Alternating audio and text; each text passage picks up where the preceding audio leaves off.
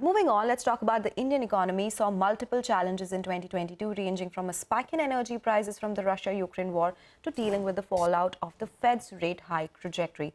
Sapna is here to take us through the decisions taken by the government to deal with these challenges and also tell us what lies ahead in 2023. Sapna. The initial impact from Russia's invasion of Ukraine saw Brent crude prices shooting to $130 per barrel, global food supply being disrupted, and inflation soaring. This posed multi-pronged challenges to the Indian economy. With April inflation shocking at 7.79%, the government swung into action.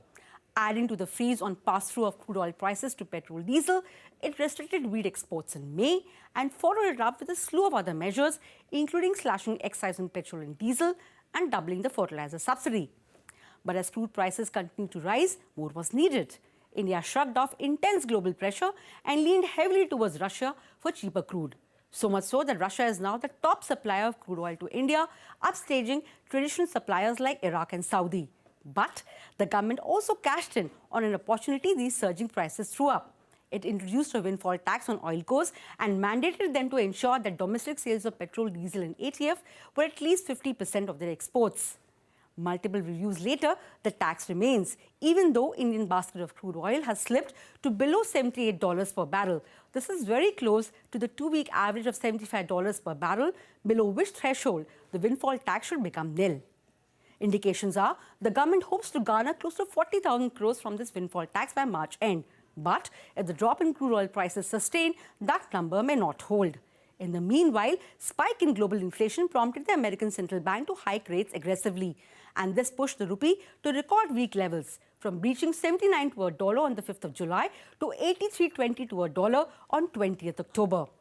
RBI's measures to shore up the currency, which included more diversified sources of forex funding and internationalization of the rupee, have had a limited impact so far.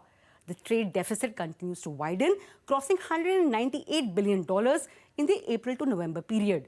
Meanwhile, between April and September, India's forex reserves dropped by $75 billion to $432 billion. Since then, RBI has managed to claw back reserves to around $564 billion, providing 9 months of import cover. It was also managed to make some headway on inflation. November CPI has fallen to 5.8%, which is within RBI's tolerance band. However, the rate hikes are taking a toll on the GDP. RBI has now revised the FY23 GDP forecast down from the 8 to 8.5% in the economic survey to 6.8% currently. That notwithstanding, India's economy expanded by 9.7% in the first half, thus continuing to be among the fastest growing in the world. The government has also stuck to fiscal consolidation and not resorted to additional market borrowings, which is a big plus.